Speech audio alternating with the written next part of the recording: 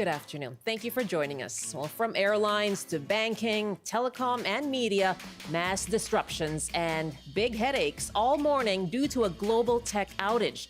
The problem? Not a hack, but a flawed software update at a security firm. So how could that wreak havoc in multiple industries, and how can you prepare? Call us if you've had issues yourself. Plus, more ideas for hot weather plants just in time for the weather we're having from our gardening columnist, Brian Minter. And he'll take your questions. I'm Michelle Elliott. Welcome to BC Today.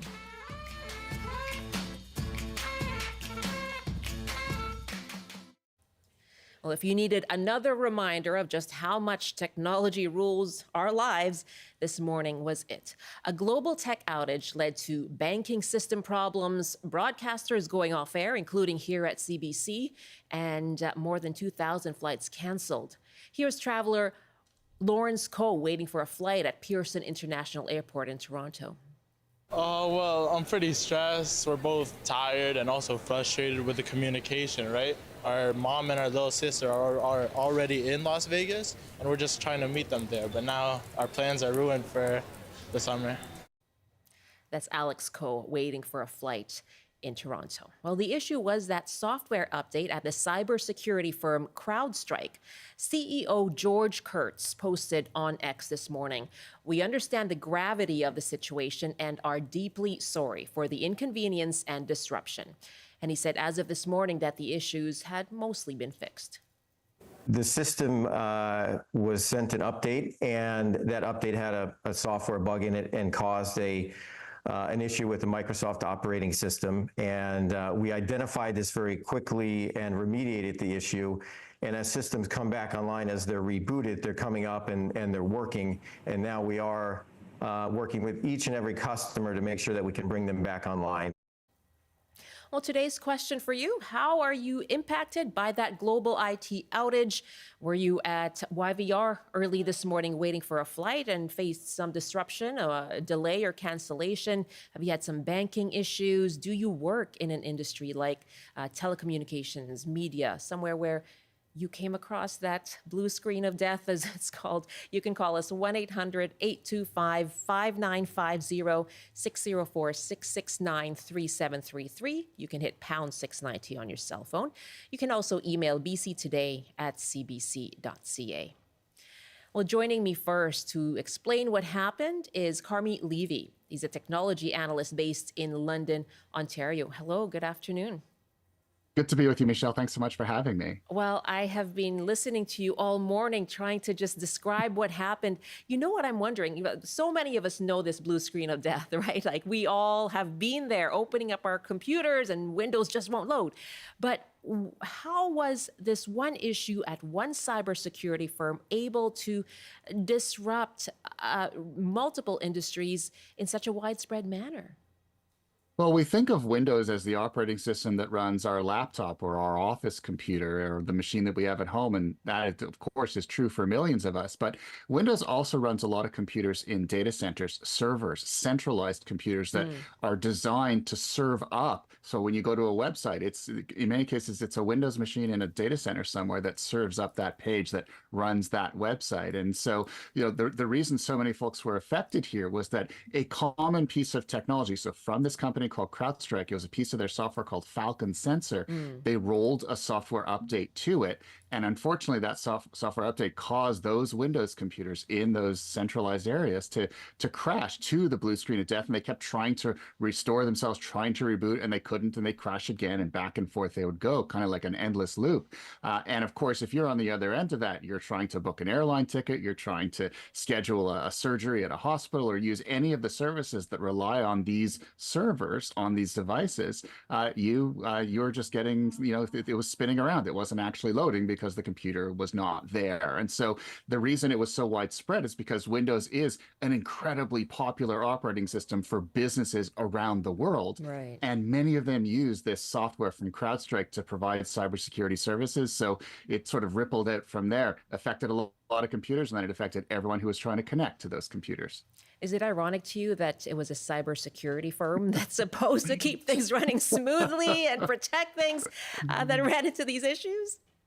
Yeah, it's almost like I put on my bike helmet before I go for a ride, and it actually causes a head injury because I wore it. So, I mean, it is incredibly ironic. But at the same time, I think it's also it shows us, it shines a light on all of the things that are happening below the surface when we try to do something as simple as process a payment or look something up on Yeah. a government website or schedule something on our calendar using a cloud-based service.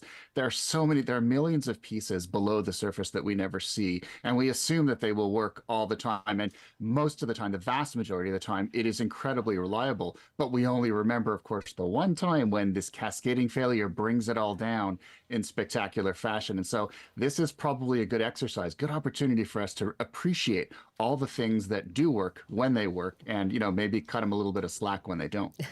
And to prepare too, and I'd love to ask you about that. What are some things that we can do in these kinds of instances or to prepare for these kinds of instances? Carmi Levy is with me, technology analyst who has been very busy speaking to media today. And so the latest updates, of course, cybersecurity firm CrowdStrike blames a software update for that global tech outage. Now, the company reports services are being restored.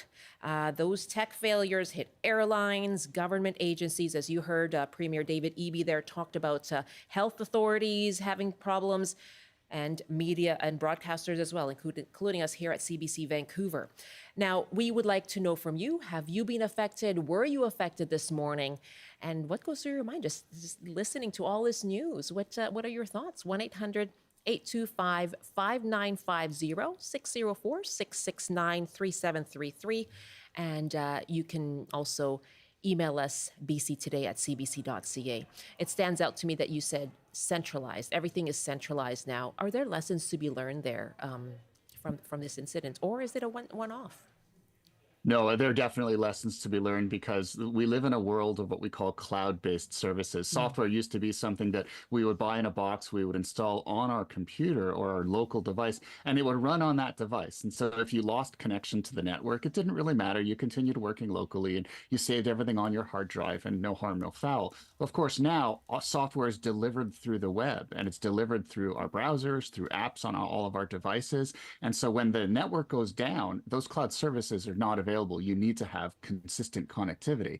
And so the fact that these cloud services, they are miraculous. They're very cost effective. They're very efficient. You get free updates as you go along, new features. You wake up and suddenly it's much more capable. These things are miraculous. However, when they go down, the impact of it is incredible. It literally means that we are sitting there twiddling our thumbs because we have no alternative. We've become so reliant on these super technologies that we almost don't know what to do with ourselves when they're suddenly taken away. So, we're not going to fix this because no technology is 100% perfect, but we can certainly learn from this experience and understand what was the chain of events that led to this cascading failure. How do we prevent it from, or at least minimize the potential for it from happening in future?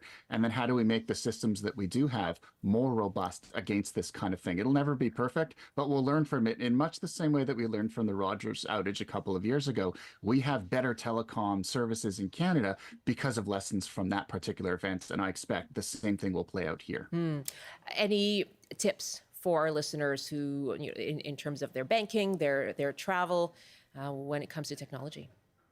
Yeah, we rely on these technologies so much that we don't really think about what we would do if they weren't there, if they were suddenly taken away. So we should start doing that. Come up with your own personal disaster recovery plan or business continuity plan. What would you do if suddenly your electronic banking wasn't available? Have you been to your branch lately? Have you had a conversation with your branch manager? They actually have some really good tips on how to keep your banking going in times of an outage, but most of us don't think to go to the branch anymore. Maybe we should. If you use mass transit, for example, increasingly we can pay with our phones, but maybe keep a couple of tickets in your wallet just in case, so that you have an option if the technology option isn't available to you. So start thinking about that. These are conversations that I always advise people, have them around the kitchen table and talk about what your manual, non-techie, low-tech, retro plan B is in the event that these services are taken away, because it will happen. It's not a matter of when. It's not a matter of if, it's a matter of when. And that when, unfortunately, we never know when that'll be.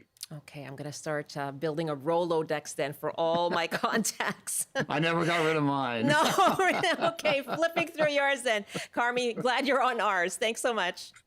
Appreciate it, Michelle. Thanks. That's Carmi Levy joining us from London, Ontario. He's a tech analyst, and we're taking your calls as well. Let us know if you have been affected by this global tech outage.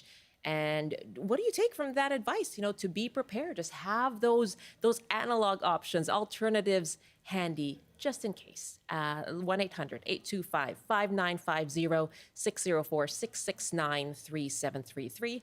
And you can email too, bctoday@cbc.ca.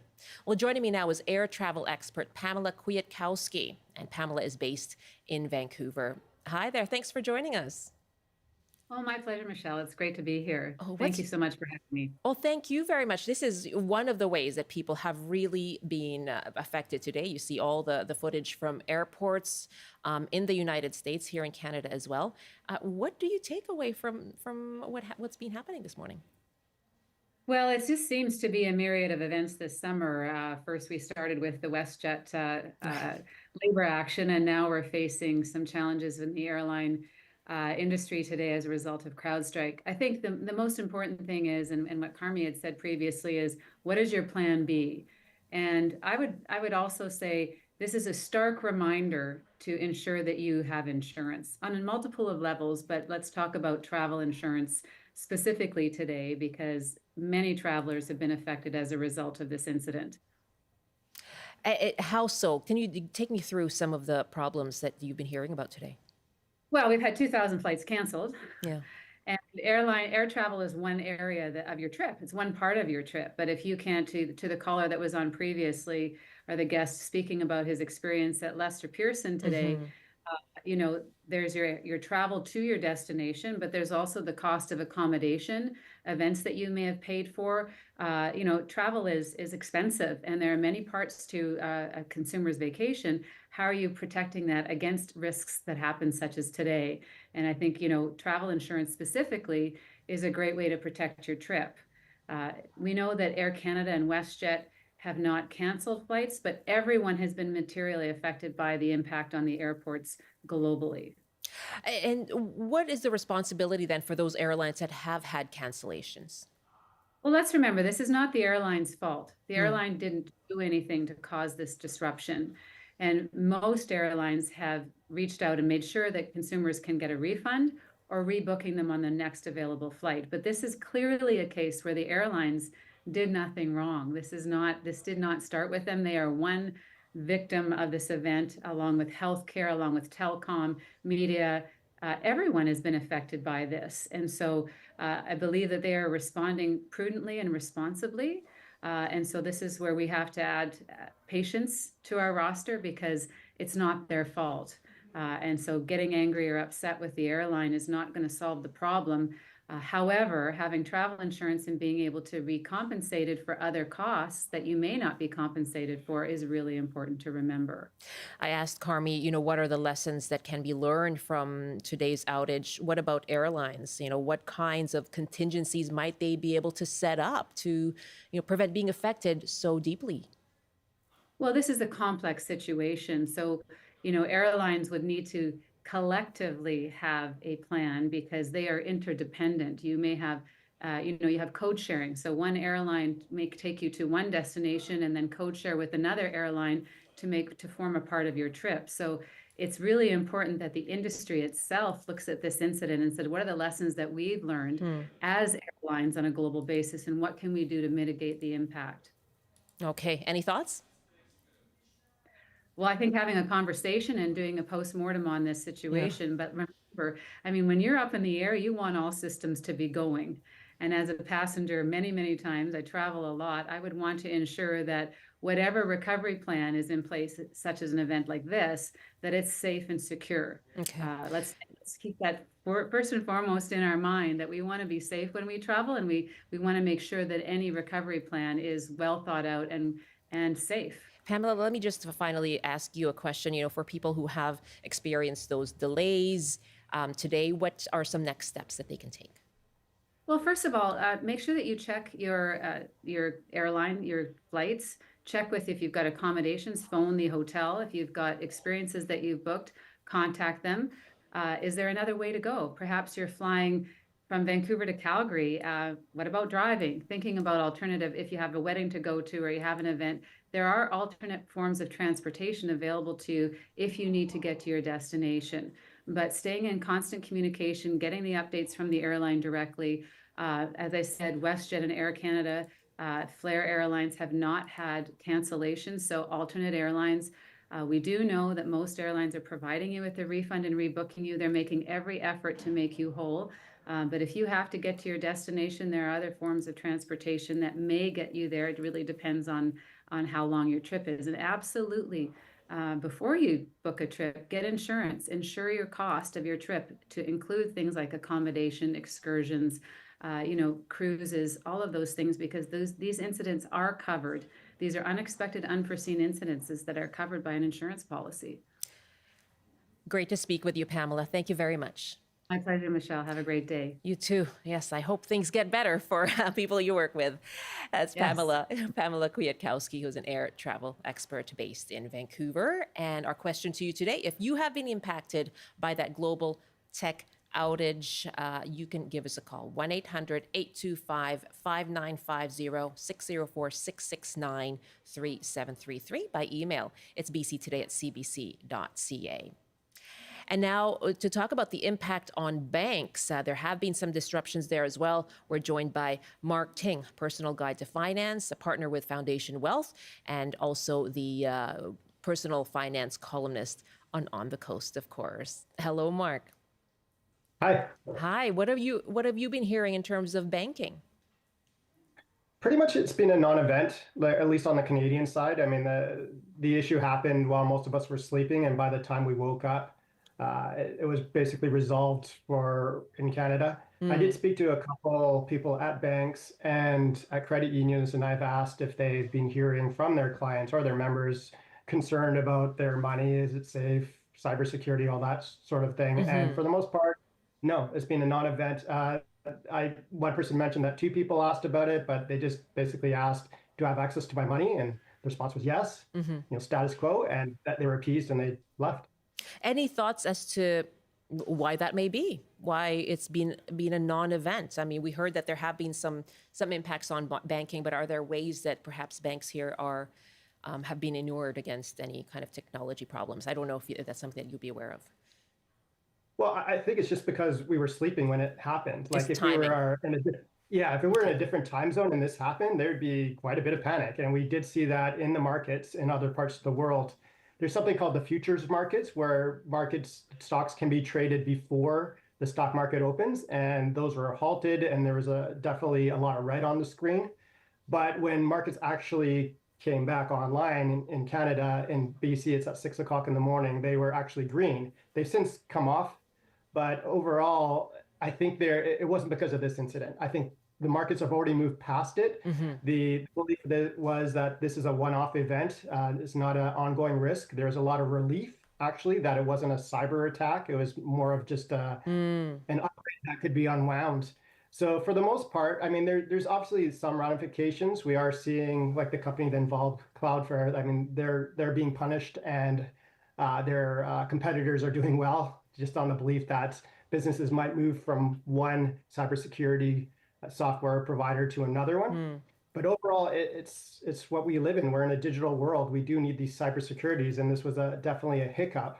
Okay. The banking side, it seems to be very centralized. Like if this one component breaks down, then it affects everybody, and that's maybe the biggest concern. Like maybe we're too concentrated, too reliant on these big tech companies, and that's something that I'm seeing on Twitter or X. That debate is sort of continuing offline or on Reddit. Well, that was one of the first things that Carmelita said as well, is that it is so centralized. Anything that people can do to, in case this event has made them a little bit nervous about being so digital? Yeah, well, it's really interesting because we're actually privileged. We're lucky to live in the Western world where we have a robust, which is a bit ironic today, banking system. Like usually there's no issues. Sending money back and forth is usually not a problem. It's fast, convenient. Other parts of the world aren't so lucky. Like places like Africa, they might not have bank accounts. People might not have IDs or opportunities to do it. And in those areas, they often rely on a different banking system, which is instead of centralized, but decentralized. It's generally used using the blockchain or crypto to exchange assets. And it's not like they're sending back and forth Bitcoin, because that doesn't make sense. That's a commodity that fluctuates in value too much. But using sort of Bitcoin as a rails on the blockchain, they send back and forth something called stable coins, which are basically proxies for US dollars. So a lot of people that are concerned about our existing centralized banking systems, they do have a backup. They generally do have some of their money in crypto and these things called stable coins. So if our banking system does go down, they'll still be able to pay their bills or send money back and forth. Other people like me, I mean, I live in Richmond. Richmond, a lot of the business leaders are cash only, so I tend to have, you know, not a huge amount, but a couple $100 always cash on hand just in case I need it. Not really thinking that the banking system would come down, but you know, it's just preventative precautions. So I do have some physical gold. I do have some cash on hands. But for the most part, I'm not worried about our banking system. The vast majority of our money is still in the system, the traditional banking system. Well, that's the good news. I think that, and we're happy to hear it today. Mark, thank you so much. Thank you. That's Mark Ting. He's on the Coast's personal finance columnist. It's 12:27 now Pacific time. And Premier David Eby did provide an update this morning. Generally positive news. We've confirmed that for emergency management and climate response programs, that their response operations related to emergency management across the province is fully operational and unaffected. The regional emergency coordination operations centers faced a brief disruption with their call center, which has since been resolved, but maintained full operational status throughout, important for wildfire and other emergency response. And the BC Wildfire Service is reporting no impacts to their operations, which is very positive news given the challenging wildfire situation we're in currently and that it looks to get worse over the next few days. We've reached out to the police, and the Ministry of Public Safety and Solicitor General advises that for the RCMP and VPD, they are currently reporting no impacts to their operations, and they have had no indication that any other police force in British Columbia has been affected by these outages.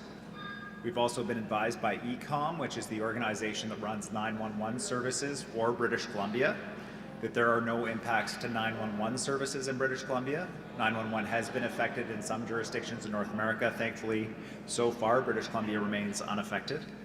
And also, paramedic and ambulance service in the province remains unaffected by the outage.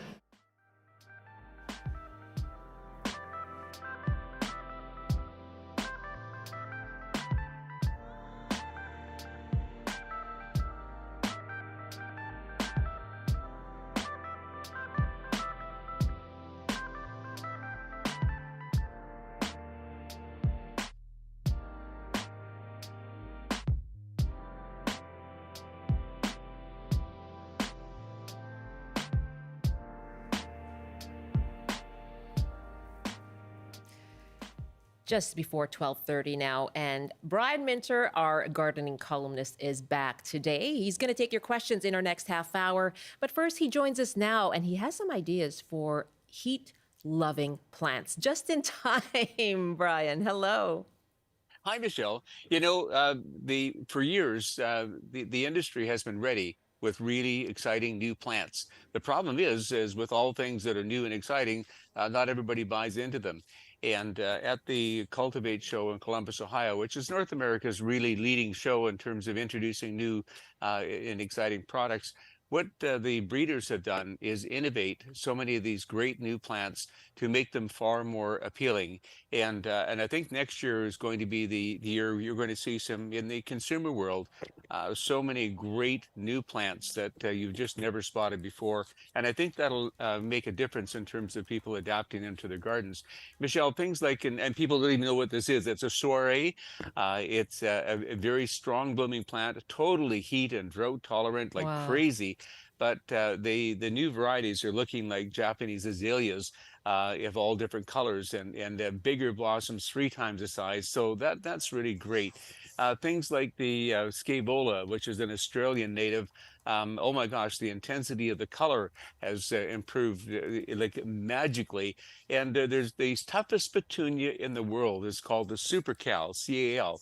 And but the color range has always been quite limited. Oh my gosh, they've expanded that as well, which is which is great. So you're going to see a lot of new things that you haven't seen before, a lot of innovations. The other thing too, after last winter, we've noticed that there's many perennials that did not make it, even though they were supposed to be a zone hardier.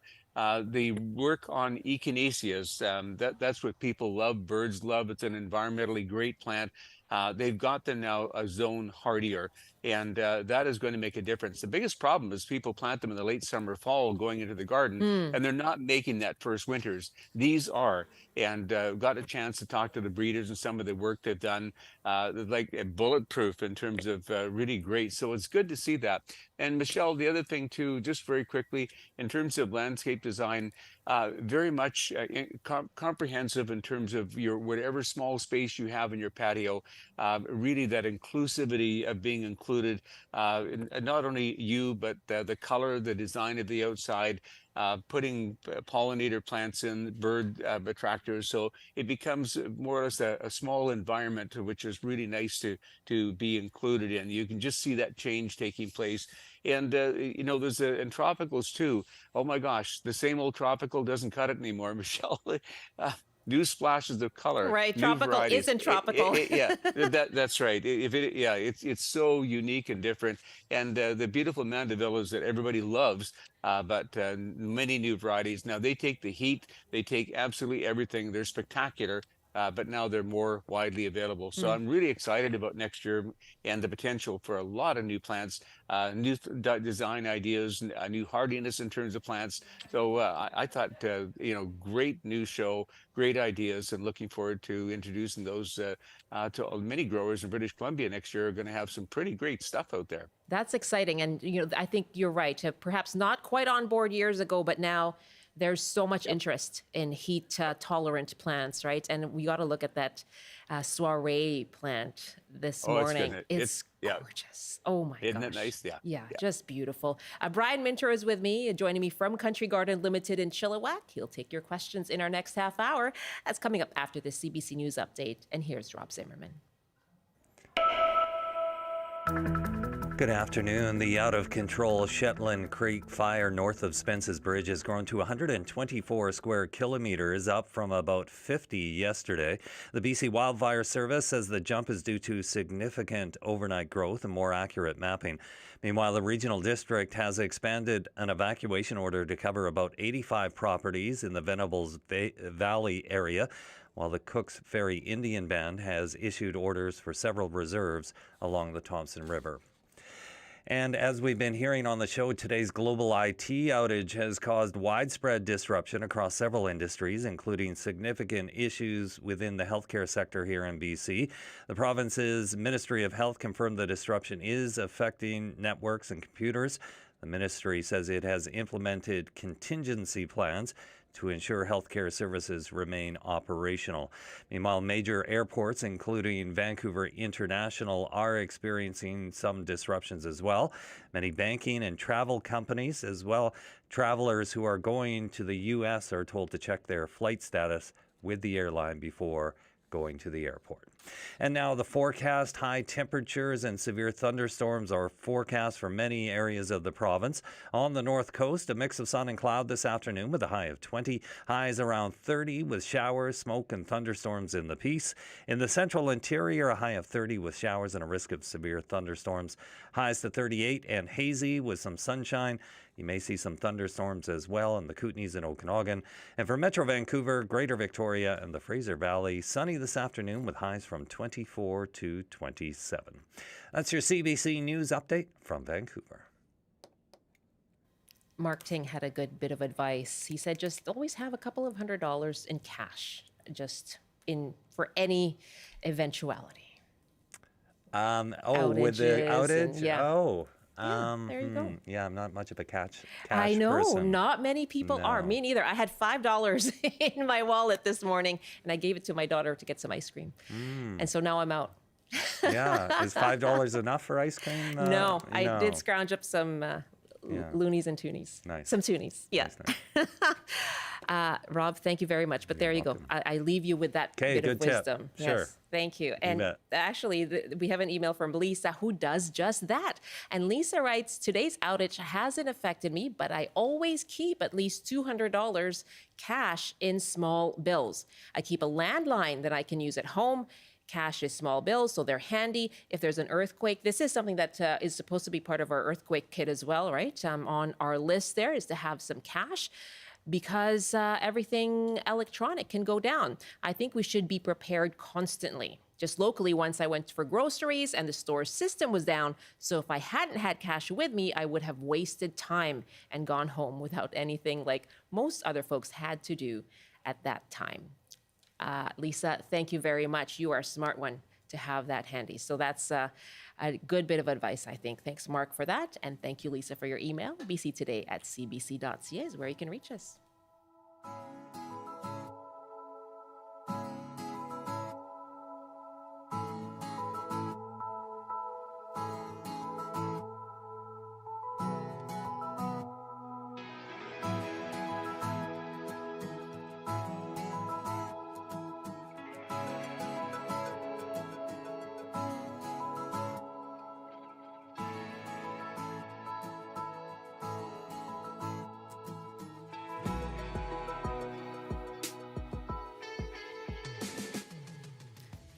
And our gardening columnist, Brian Minter, is here to take your questions about all things gardening. And you can call us now, 1-800-825-5950, 604-669-3733, or you can hit pound 690.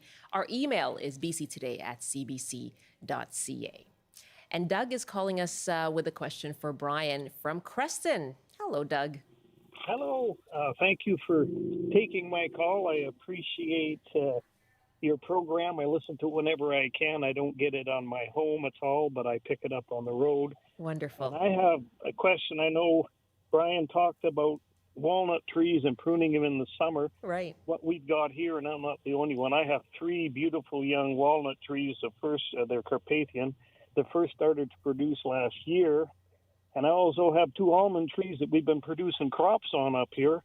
And they have got hit very hard. In the last few weeks, the Carpathians started to grow heavy foliage along the main stem, but there's all of the dead wood, and some of them have started main new shoots from down close to the ground. How do I deal with pruning them, and when do I deal with it? Yeah, Doug, and so I'm really curious here. Is it delayed winter damage we're seeing now on the walnut trees and the almond trees? I think the walnut trees are delayed from the minus 39 here, which really nailed them for a few days. Yeah, sure. That's what I was thinking. Yes. Yeah, and some of them, unfortunately, one of my almond trees, it started to grow some at the top, and recently, even though I've been watering it away heavy, it has gone right out. The other one still has some, but the Carpathian walnuts are really starting to grow heavy growth, 2 and 3 feet tall, and some of it along where there's dead limbs. Do I remove those dead limbs now and knock things down? How do I handle that? Yeah, Doug, and thanks for the explanation. We needed that. Yes, now's the time to go prune them back to allow the new growth to come and allow the tree to renew itself. It's going to come out of the bottom. Most walnuts are not grafted. They're seedlings for the most part. So you're going to be fine. Almonds are about as hardy as a peach, by the way, Doug, and you probably know that already. They are grafted on the bottom.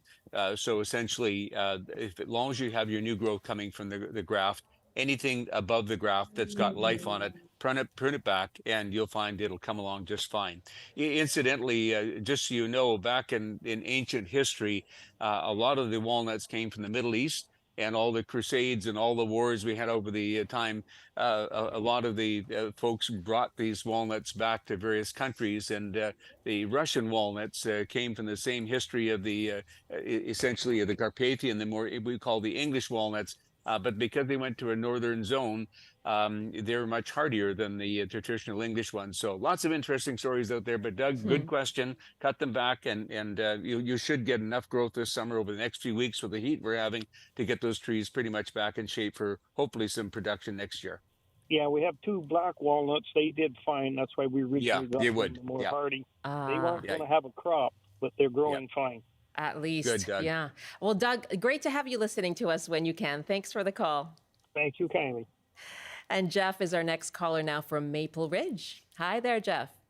Hello. Hi. What's your question for Brian? My question is, I'm actually phoning for my father-in-law who's getting up there in age, and his neighbor is growing bamboo, which is beginning to migrate under the fence and sort of disrupting his garden and his lawn. And I was just wondering if Brian has any strategies for sort of abating the spread of bamboo. I know they're fast growing and pervasive. So yeah, Jeff, and it's a shame because nobody should be growing running bamboo anymore. It's an invasive species. We should be growing clumping bamboo and all the Fargesia varieties, for example. So that's I'm sorry to hear that really happening. But the solution is this, and I'm talking to the American Bamboo Society for many years, 60 mil. Now, you're not going to find 60 mil polyethylene, but as close as you can get to a very, very thick polyethylene, really dig a trench along your property line or dig a trench where they're becoming invasive, 3 feet in the ground, drop this heavy duty polyethylene. It will contain the bamboo roots. It'll stop them from spreading. It'll do whatever you need to do it. But it's very thick, heavy duty polyethylene in the ground will contain the roots, Jeff. I hope that helps you and your father-in-law, Jeff. Thank you for the call. I think he may have. We lost him. I think we may have, but that's really great advice. So the kind of bamboo that you get or you plant is important. It's always clumping now. Make sure it's a clumping variety, and they're safe and compatible, and they do very, very well. But no more running bamboo. Okay. Okay. Yeah. That's very important. Lauren is up next at Roberts Creek. You're calling about a hazelnut tree, Lauren. Yes, I am. Hi there. Thanks for taking my phone call. Yes. Yeah, so Brian, I have this large hazelnut tree. It's a good 30 foot by 30 foot and tall. Oh, gosh, it could be 50 foot. And it's almost 60 years old. But all of a sudden this year, its leaves are all over the tree, just shriveling up and falling off. And I can see right through the tree, which I've never been able to see through it before. And I don't really know what might be afoot with this hazelnut tree. Yeah, my concern, Lauren, is this: there's a blight. Actually, there's several varieties of blight that have wiped out virtually all of the hazelnut trees, the filbert trees that were grown in our orchards many, many years ago. And you could see the trees in orchards that they've been there for 50 years or more, just dying off. And it does sound like a blight to me where this happens, and there is no control for it. You have to, Lauren, take the tree out completely. And so that to be safe, to keep it from spreading, a lot of the native varieties, because a lot of seedlings around that birds and squirrels spread, but essentially they're getting it as well. So that's what I think it is. So get rid of the tree. And the good news is there are varieties. There's Theta. There's a whole series, Jefferson, of varieties, of new varieties out of the University of Oregon, who did a lot of work on this. And the growing community in filberts in British Columbia is strong with lots of new varieties. So we do have blight-resistant varieties right now, but I think this is the case, Lauren, and I think inevitably we're going to have to get rid of this tree. Oh my goodness gracious. Yeah, that's Terrible news, but disappointing. thank you. Yeah, but thank you very much. You've gotten at least to the bottom of the problem. Lauren, thank you so much for the call. A lot of trees that people are calling about today. Jeff is up next in Kelowna. Are you calling about a tree as well, Jeff? Sort of a tree. Sort of a tree. I just want. Hi, Brian. I can't even tell you how much I enjoy. Whenever you're on, I always stop the truck or car and listen to you. Oh, that's very kind, Jeff. Thank you. I hope you're not going to report my mom to the police, but my mom Shirley is in Chilliwack, and about 30 years ago, she was in your winter gardens in Chilliwack, and you had a jade tree or jade plant there, and one of the leaves had fallen off, and so she pocketed it, put it in her purse, and she rooted it.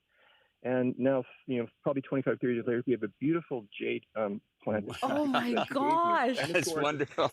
It looks like a bonsai tree, and my mom's downsizing, and so she gave me the tree, and we moved it to Kelowna. It's been in the same Yeah. pot for a while. A lot of the leaves it's very friable. The leaves tend to fall off, and some of them adopt a little bit of a yellowish hue. Not all of them, just some of them. And some of them look almost like they're a little bit waterlogged, but we're not overwatering, I don't think. Perhaps we are. And I don't know if you have any advice about what could be going on. I don't know if I need to repot it or if I need to fertilize it or if I'm overwatering. I know it's a hard question. Yeah. And no, Jeff, that's a really good question, and I love the story, and that's great. Great But Jeff, essentially, the one thing, because they're a succulent type of plant, so people tend not to water them enough. You do need a very well-drained potting soil. I would say more well-drained than traditional tropical plants. They need a little bit of sand, coarse material, perlite in the soil, so the soil is very open and porous. That's crucial. But the thing is, you need to water them more frequently because of that well-drained soil. So at least once a week, a good drink as a ballpark. The other thing is they do need feed.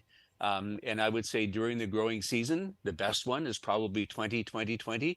And to try and get the tree back into shape, every time you water, Jeff, feed with 20-20-20 right afterwards. So water first, then feed. And I think you'll see it this time of year. And the tree should be outside right now. And if it's not, this is an indoor plant all the time because I'm in the Okanagan. There's really no place for it. It's kind of funny. Okay. But just if you can, out of the sun for a week or 10 days, if you can, put it out in the patio, and then you can move it into the sun. But they recover more beautifully outside. They're really an outside plant. And once you've adapted to the outside in a patio, they'll continue to do well, then bring you in September. But I think the feeding right now, and Jeff, don't be afraid to prune them back. That's the one thing we let them get too big and just simply cut them back, allow new growth to come, reinvigorate the tree. And I guess the last thing is we're now in a key time between now and about the latter part of August. If you want to repot the plant, this is the time to do it. And so it'll get root bound into a new pot so nothing larger than 2 inches in diameter than it is now. But if you could do that as well. So repotting, feeding, watering a little bit more outside in the shade first, then in the sun. Those are things that will completely turn that wonderful jade plant around, Jeff. Wow. Thank you so much. Always enjoy your show. Jeff, what a great story, by the way. I've been dying to phone in to tell this story. I really have for a long time. I'm glad I just happened to. I was going to say, you should get one of the leaves and bring it back to Minter Gardens. I think that's a good idea. I'll do that. Great story, Jeff. Make things even. It's like having a piece of Minter Garden all the way in Kelowna, Brian. That's lovely. That's fun. I love it. Jeff, thank you. I'm glad you got to tell that story. That's Jeff in Kelowna. Let's go to an email question now. By the way, our number, if you want to ask Brian a question, if you have something from Minter Gardens that you picked up from the floor, you want to tell them about, it's 1-800-825-5950, 604-669-3733. You can hit pound 690 on your cell phone. And email bctoday@cbc.ca. Judith writes us, I've bought dozens of plants this spring and summer to enhance my garden patio. Everyone has been root bound. Some plants have transplanted well, but others have not. What's the proper way to free root bound roots to ensure survival? In some of the purchased pots, the roots are chronically compacted. Yeah, and that's a really good question, Michelle. The thing is, because they grow so quickly with the heat we're getting right now, and essentially before you're going to shift it into a larger pot, water thoroughly. You need to get the roots, very, good and wet. And then basically what we do in the industry is you flip the pot upside down while you're holding it, tap it out gently. It should pop out.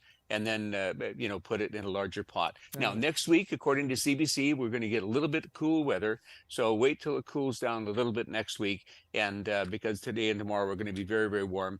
And then let's get this repotting done. So just simply make sure the soil is moist first, pop them upside down or put it sideways to gently get it out of the pot. And then shift it out get a good quality soil too.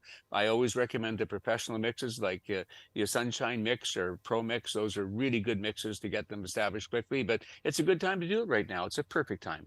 Yeah, that's great. Judith, I hope that helps you. Thank you very much for the question. Again, our email is bctoday@cbc.ca. Let's go back to our phone lines now. Let's go back to the Okanagan, and Betty's in Vernon. Hi, Betty. Hi. Quick question, Hi, and thank you for taking my call. Sure. I have a back area where I've always had roses. So I've planted, and I've got 5 or 6 back there, but I planted last year a mini rose and another rose, and they did really well in the spring, full blossoms. And then all of a sudden all the leaves are starting to fall off of not just the ones I've replanted, but the ones that have been there before.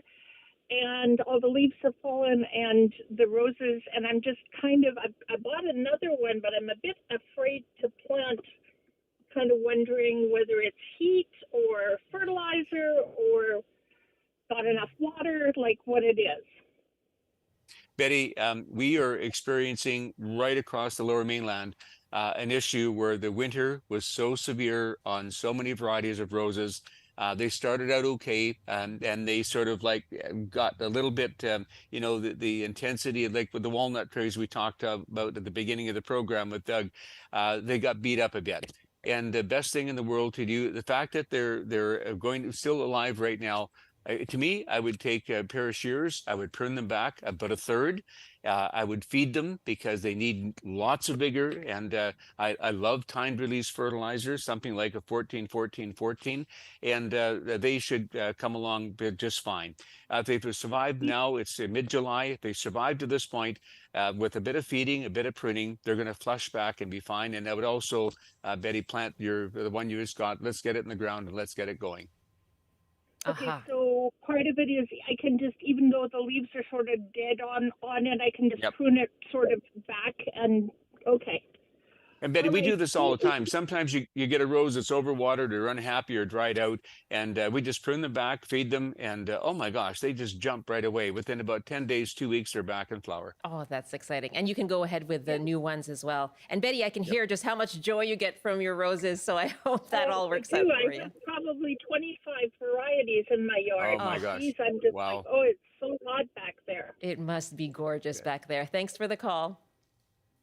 Thanks, Betty. Bye-bye. Betty in Vernon. Let's head to Denman Island now. And Rosa is on the line with a question for Brian. Hi, Rosa. Go ahead. Hi, Brian and Michelle.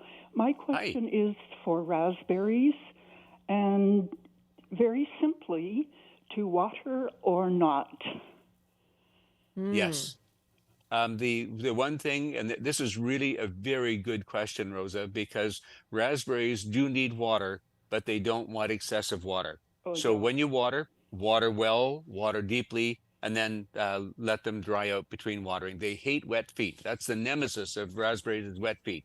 But in the meantime, and also too, we're finding with virtually everything with this heat right now, Rosa, I hope you're feeding them. They do need constant feed, especially the ever-bearing varieties. So they'll keep producing all through the summertime. We kind of forget about that. Oh, you're a big bush, leave you alone. Right. No, feed them.